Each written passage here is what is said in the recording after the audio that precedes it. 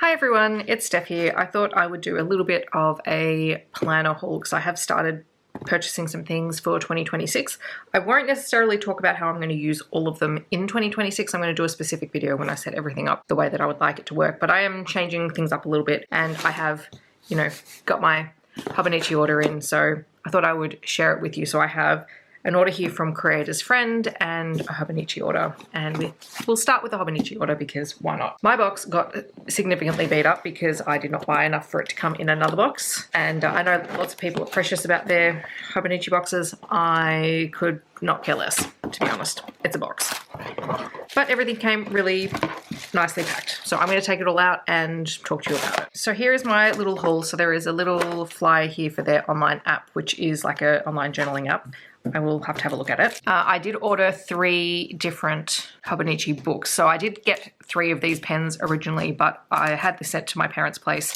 So I actually gave them a pen each. I can't remember if I've talked about this before, but I happen to be, I've been a Uni Jetstream fan, as they're my ballpoint pen of choice. I've liked them for years and years and years. So I love that they come with the Hobonichi, and I actually get my pen preferences just in terms of the fact that I always have very specific pens that I like from my dad, who also is very much someone who has very specific pens that he likes. So I did give him one because I think he'll enjoy using this. And because I got the Hon, I also got the little free robot friend. He's so cute.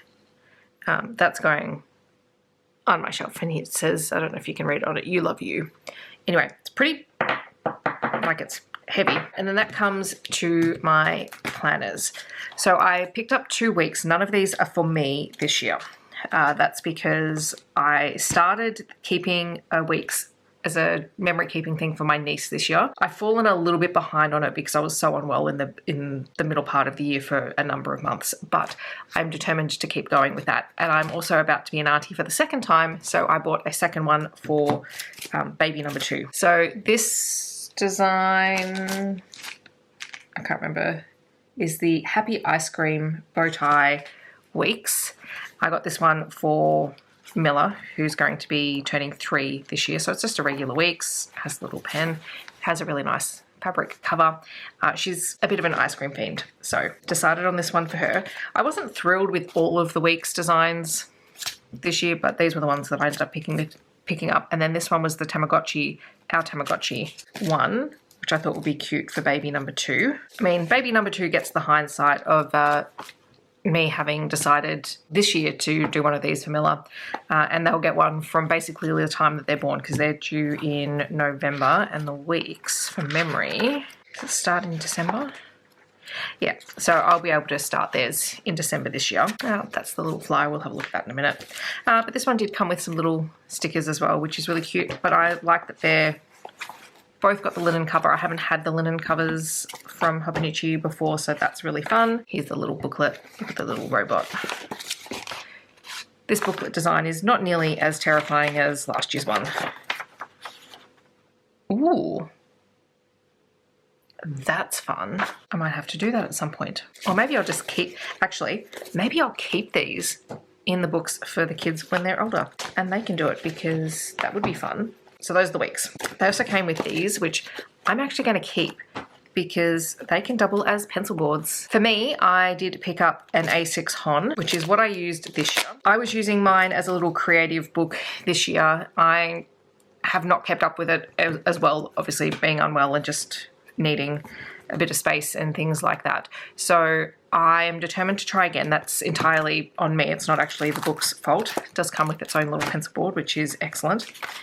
And I do really like this format. I like how small it is. Like, some of my favorite things have just been doing word of the day, random thoughts. Like when I was going to hockey games on the weekend, I would just do scores and results and things like that. So I'm thinking that that's probably what I'm going to do again this year. And I'm just going to keep it, I'm not going to worry about it. That's my goal, is to just not worry so much about it. And I will, later on, do fountain pen tests and things like that in these books, but I don't need to do it here. And then this last one is just a notebook. I really like this artist and this print. It's really pretty. There is a little bit of a holographic element on the front, And it's just a lie flat notebook. I have plans for this. All the dot grids are in different colors, and I'll be sharing my plans for it in hopefully a video in the next month or so. I just want to get started with what I'm going to be using it for so I can actually show you. But I'm really excited. I was tempted. I've bought a couple of A5 notebooks, which I'm going to be using as well for this project, but I wanted an A5 one because I think the size will work better for the majority of what I'm planning on using it for. So that's my little Hobonichi haul. And then we have my Creator's Friend collection, and I bought a bunch of notebooks from them. So this is an Australian-based planner company. I am currently using them for work. I did swap out all of my Hobonichi work stuff. It just wasn't working for me. So this is one of their journal covers, and I have 4 books in here, and a pen. So I currently have their weekly planner, which is a running task manager, which I've only just started using because I mostly, like for work, I mostly need checklists of things that I need to do. I did get this planner cover with a couple of inserts, including their Fast Brain Friends, which are kind of designed for neurodivergent brains in that each page has a different planner layout. I'm mostly using the daily pages, but I'm only really using them twice a week. Might use this one because it's blank. It comes with an undated planner, so you can start it whenever.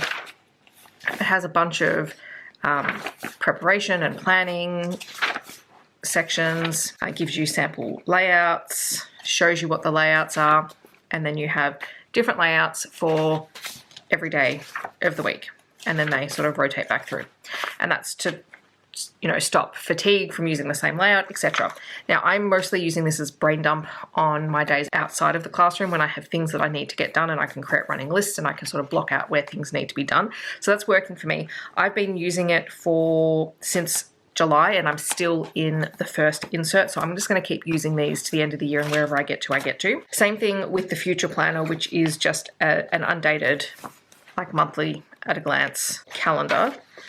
That also has little sections at the start, which I haven't really used yet because I don't really need them because I didn't start them at the start of the year, and that's my thing with sort of planners like this. Once I set them up at the start of the year, I can use them better.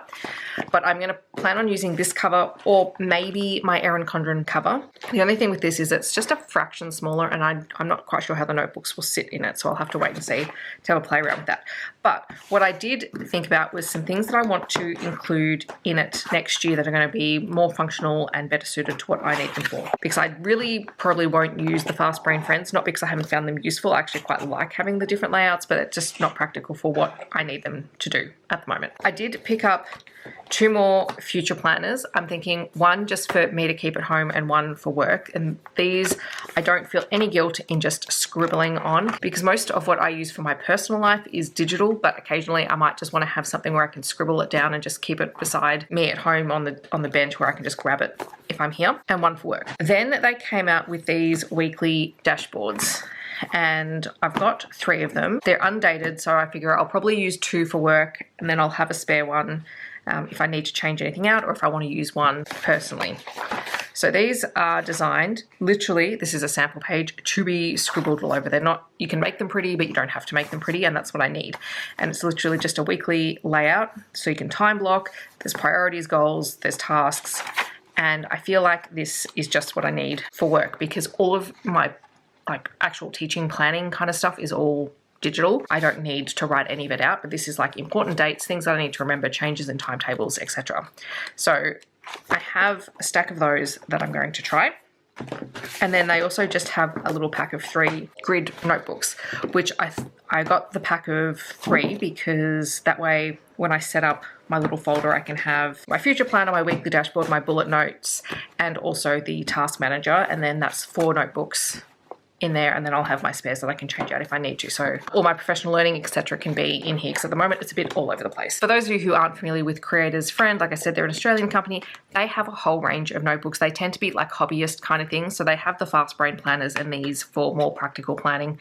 But you can also get things like a cooking journal, or if you are into craft, or a writing planner, or things like that. So there's like so many different designs.